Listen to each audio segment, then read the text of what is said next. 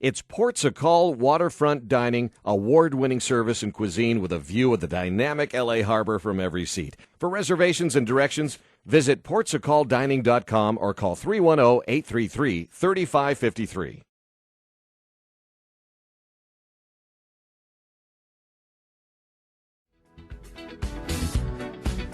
Welcome back to another edition of Living Out Loud. I'm Barbara Venezia, and my co-hosts, Rene Horsch and Dr. Jorge Rodriguez, are with me in the studio. Hola. Hey, guys. So I feel like I'm kind of left out. I'm the only one from Orange County. You two are Beverly Hills. You're a Beverly Hills doctor. Moving on up. You're a Beverly Hills fashion stylist. So speaking of stylists, it's all the rage now because of all the, Academy Award shows and People's Choice Awards. Legs. Let's talk legs. Let's talk legs. Some of those gowns that I saw on TV for the Golden Globes had a lot of legs showing. Lots of legs. Yeah, Jennifer Lopez, she was posing like Angelina Jolie. Remember when Angelina Jolie did that? Right. Yeah. She had that leg perched out, like a She's peacock. got so much, she should be in a bucket. Right? That's how many legs she has.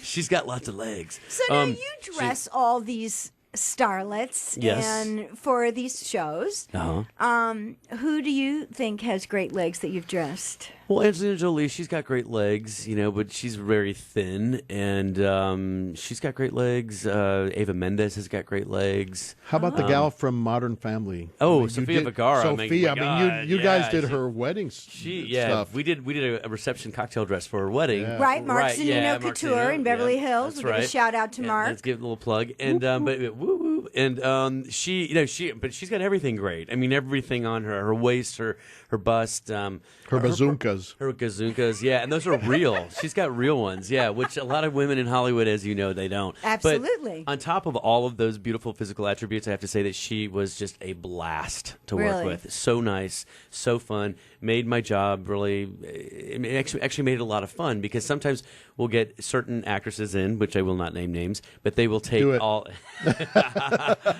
We need guests on our show. We need guests on our show. Just one name, do it. Okay, so and no, but I have to say, some of them can take all the fun out of it, and you're just like, oh my god, they're completely neurotic and crazy, and So, but not Sophia. She was like easygoing. Did not come in with an assistant. Did not come in with a stylist. Did not come in with an entourage. Drove herself. Like it was just really cool. Well, you know who I think has really good legs. She's Colombian. Who's kind of. Well, I was going to say she's one of our people. I was She's going to say, okay, calm down with your people. When I went to the show in Las Vegas and saw Joan Collins, she had this dress, this gown slid all the way up, and she has great legs, and she's in her 80s. She's a beautiful. She still has amazing legs. Yeah. No, she really does. She's still got great legs. Yep. But Dr. Jorge, what do your legs say about your overall health? If your legs are swollen or they're veiny, is that an indication of where your health is at the moment? Yes, a little bit.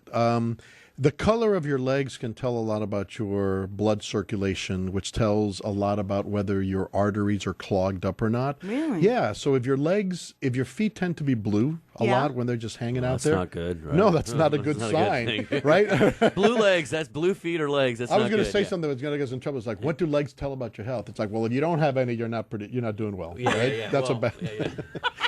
So, but they mainly tell about circulation. For example, diabetics. If you have bad diabetes, you may not feel your feet or your legs. Now, but color tells a lot. Yeah. If you walk and your legs hurt and you stop walking and they feel better, that means your circulation is really bad and you're more prone to heart disease. Heart disease, yeah. Interesting. Well, varicose veins, of course, is a problem that a lot of women and men everybody has deal with. And on the phone right now, we've got Dr. Goldstein.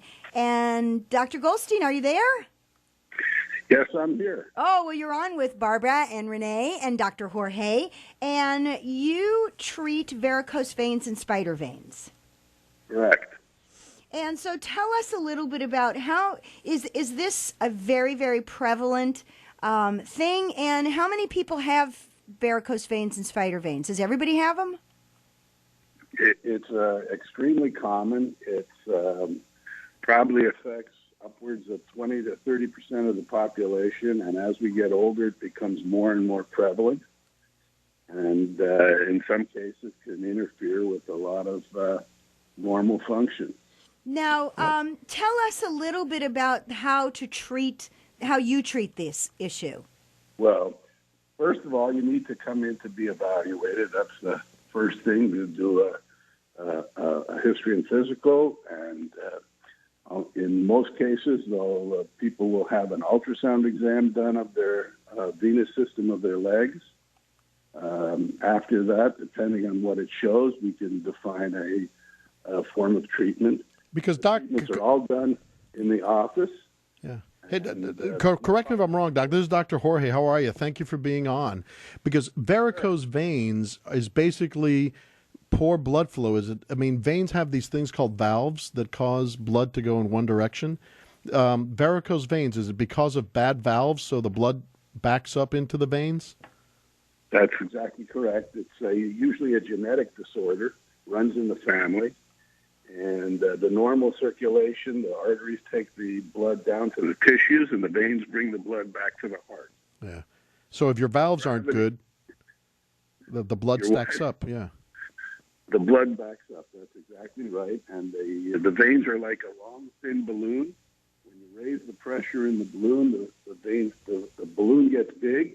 Same thing happens in the veins. When the blood flows backwards, it raises the pressure in the veins, and they expand. Now, Dr. Goldstein, by the way, is from the Vein Clinic and Rejuve Center in Southern California, and you are a cardiovascular and thoracic surgeon, correct? Well, I'm a general and vascular surgeon. Okay.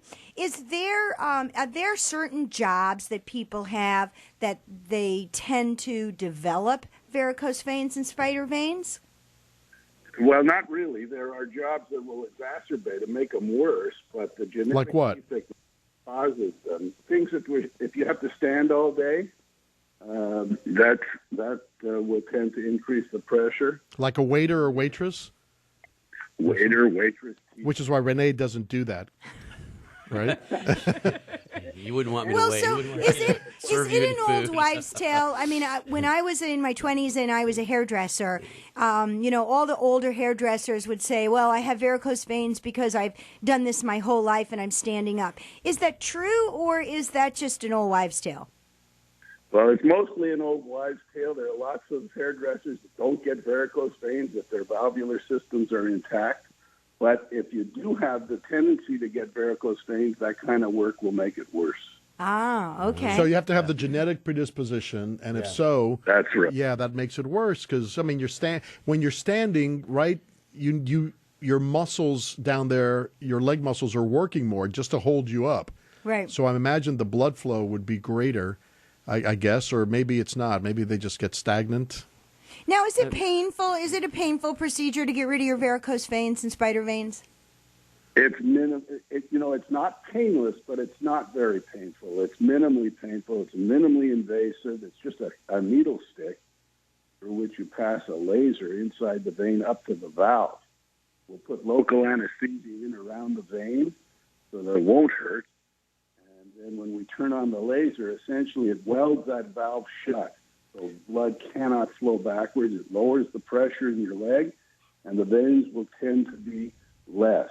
So, doctor, so that my co-host can understand whether it hurts or not, on the Botox scale, does it hurt more or less than Botox? Oh, less than Botox.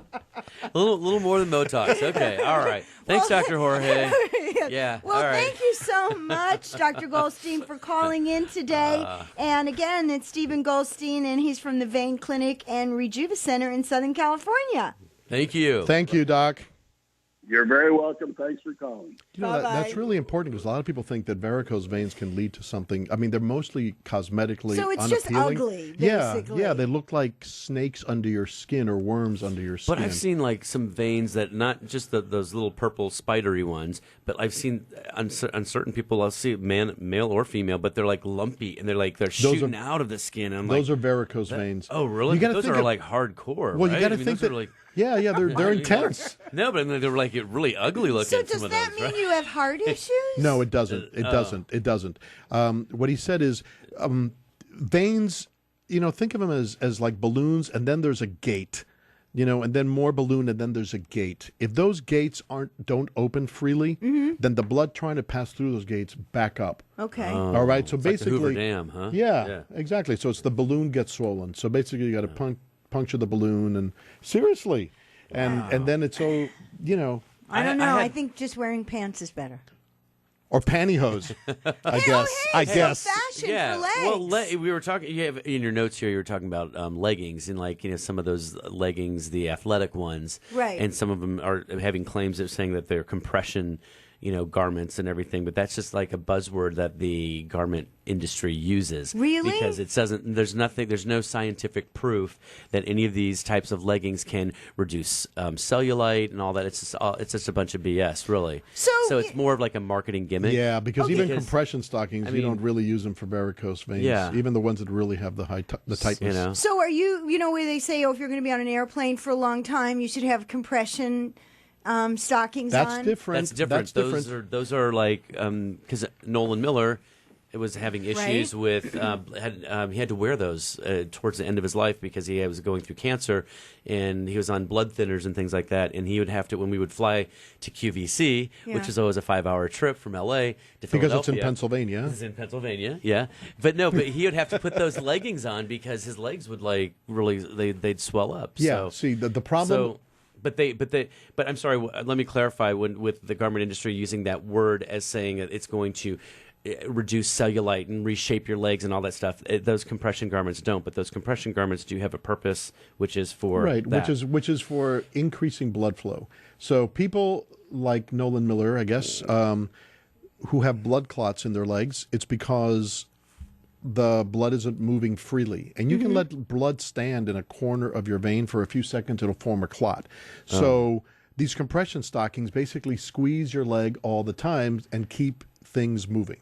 That's how they work. Well, I knew we were going to talk about legs today, so I was going online today, and I was looking at different things that can do for your legs. And there was in fact, it was one of the clips I pulled up was from the doctors and cellulite. The what? The doctors? The doctors. The show the I'm on a lot? TV show that you're on a lot.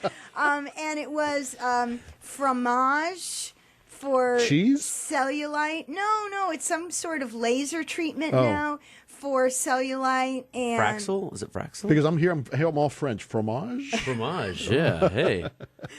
No. Fon, fon, And fon, so, huh? I remember having a girlfriend years ago who had a leg lift where they cut inside her crotch area and actually lifted the skin. Oh, that must have my felt God. great. And she had these scars underneath, which were gnarly. But I would like to do something with my legs. Isn't that kind of personal? I don't know. What's leg wrong lift? with your legs? Like What's a wrong leg with Well, your because I legs? think everybody wants to have different legs. We want to have legs like, But Angelina what's wrong Jolie. with you? Are they wrinkly or I are they think they're very... wrinkly now that I'm 60. Huh. Yeah. No matter how much I exercise. And, leg exercises are something I do every day. I mean, you're a gym rat. You go to the gym twice a day I sometimes. know we hate him. I was know. there this morning, It's yeah. an illness. It I is think. an It's a illness. sickness. So It's what going do around. What kind of exercise do you do for your legs? I do like hamstring. I do like squats, and I do Ugh. lunges, and I do. Ugh. There's a butt blaster machine where you get in it and you push your leg back, which is great. But yeah, I've You noticed. get dates that way? Oh yeah, they're lined up. They're lined up around the block. Yeah. Why do you think I'm on it every day? Come on. No, because obviously it works. You should see him. the muscles No, on he's him. all muscle. No. He's He all is. muscle. Out of the three of us, I would say you are the most physically fit. Well, Yes. thank you. Well, thanks. That's Damn very you. nice. Yeah. You're probably the smartest, and I'm probably the limberest. And there you have today's show. That's so, well, no, I think today's show is like, I think this is Dr. Jorge here is a great addition because he's like, we're like a cupcake now. Right. So he's like the cake. What am I? I'm You're the the cake? cake, and then you're the frosting, and I'm the sprinkles. So see, And on how that great is that, note- right? Okay, Sprinkles. On that note, that's another great episode of Living Out Loud. That's right.